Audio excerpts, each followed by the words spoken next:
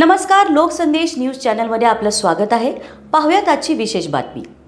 वारणानगर येथे झालेल्या बेकायदेशीर उत्खननाला पाठीशी घालणाऱ्या बांधकाम विभाग आणि वारणा कालवे विभागाच्या अधिकाऱ्यांची खातेनिहाय चौकशी करून त्यांच्यावर तात्काळ निलंबनाची कारवाई करण्यात यावी। तसेच प्रशासनाकडून आंदोलनाबाबत कोणताही ठोस तोडगा न निघाल्याच्या निषेधार्थ आज दलित महासंघाच्या वायदंडे गट राज्याध्यक्ष डॉ. सुधाकर वायदंडे यांनी वाघाबेळ येथे रास्ता रोको आणि सामूहिक आत्मदहन करण्याचा इशारा दिला होता। उपविभागीय पोलीस अधिकारी अप्पासाहेब पवार आणि कोडोली पोलीस ठाण्याचे सहाय्यक पोलीस निरीक्षक कैलास कोडग यांनी वारणा कालवे विभागाचे कार्यकारी अभियंता देवाप्पा शिंदे आणि बांधकाम विभागाच्या अधिकाऱ्यांची आंदोलकांशी चर्चा घडवून आणली। यावेळी निवासी नायब तहसीलदार शाहूवाडी, पोलीस ठाण्याचे पोलीस निरीक्षक विजय घेरडे, पन्हाळा पोलीस ठाण्याचे सहाय्यक पोलीस निरीक्षक संजय बोंबले आदी उपस्थित होते। यावेळी पोलीस प्रशासनाने मोठा पोलीस बंदोबस्त ठेवला होता। कायदा आणि सुव्यवस्थेचा प्रश्न निर्माण होऊ नये यासाठी खबरदारी म्हणून दलित महासंघाचे राज्य उपाध्यक्ष पोपटराव लोंढे, युवक जिल्हा कार्याध्यक्ष यांनी सकाळी कोडोली पोलिसांनी यांना ताब्यात घेतला होता। यावेळी दलित महासंघाचे राज्य उपाध्यक्ष पोपटराव लोंढे,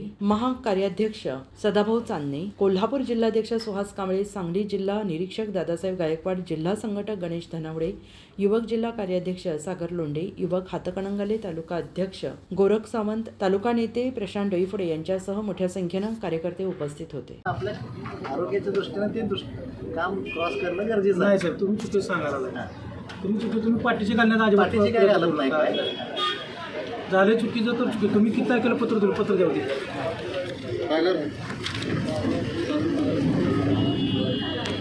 तिथं पत्र पहिले दिलं, किती तारखेला पत्र दिलं होतं?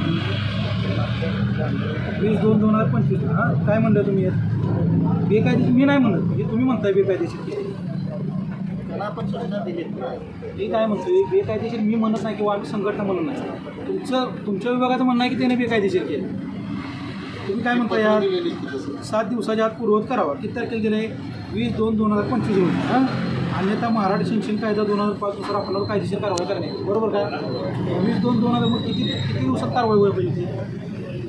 पहिलं पत्र किती तारखेला दिले? एक तर मी आता आढावा घेतला ना, ते पाईपलाईन जे आहे ना ती चौकट झाली होती नाही हो, ड्रेनेज तुम्ही खोटं काय सांगू ना, हे आमचं सगळं पुरावा आहे त्या संदर्भात।